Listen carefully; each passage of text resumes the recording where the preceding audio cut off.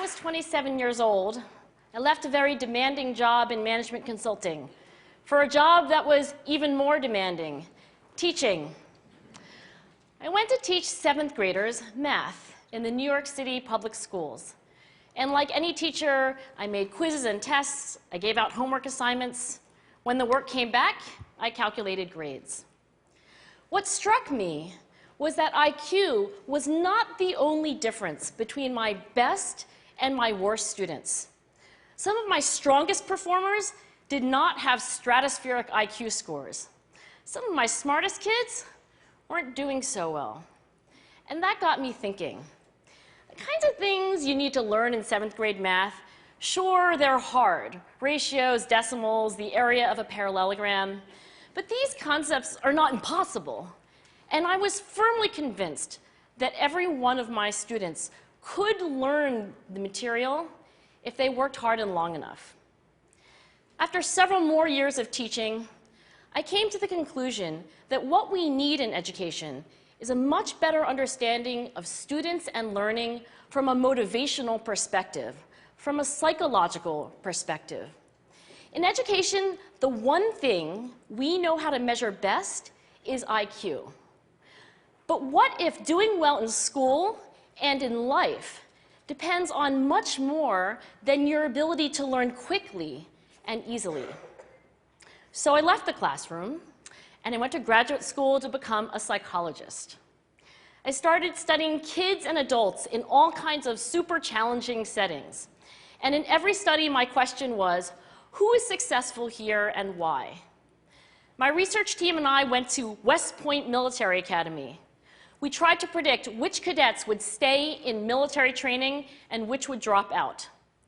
We went to the National Spelling Bee and tried to predict which children would advance farthest in competition.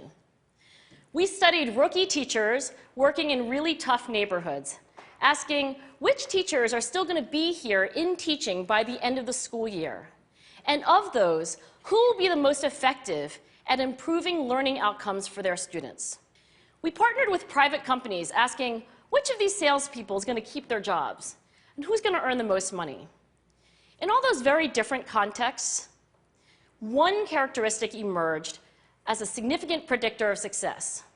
And it wasn't social intelligence, it wasn't good looks, physical health, and it wasn't IQ. It was grit.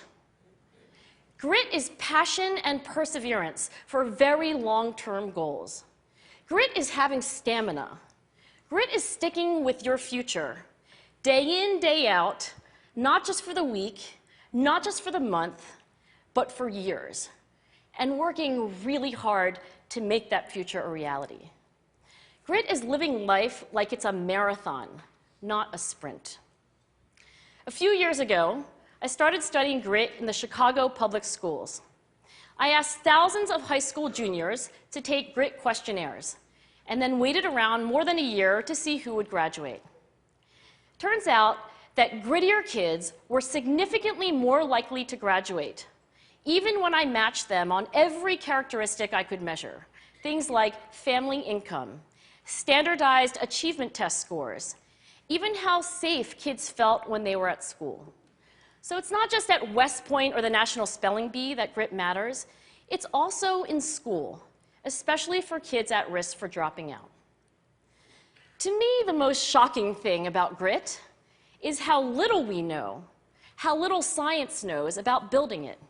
Every day, parents and teachers ask me, how do I build grit in kids? What do I do to teach kids a solid work ethic? How do I keep them motivated for the long run? The honest answer is, I don't know. What I do know is that talent doesn't make you gritty. Our data show very clearly that there are many talented individuals who simply do not follow through on their commitments. In fact, in our data, grit is usually unrelated or even inversely related to measures of talent.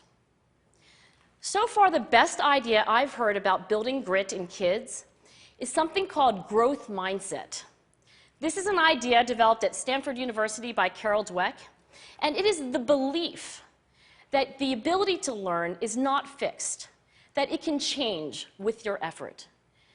Dr. Dweck has shown that when kids read and learn about the brain and how it changes and grows in response to challenge, they're much more likely to persevere when they fail because they don't believe that failure is a permanent condition. So growth mindset is a great idea for building grit, but we need more. And that's where I'm going to end my remarks, because that's where we are. That's the work that stands before us. We need to take our best ideas, our strongest intuitions, and we need to test them. We need to measure whether we've been successful, and we have to be willing to fail, to be wrong, to start over again with lessons learned. In other words, we need to be gritty about getting our kids grittier. Thank you.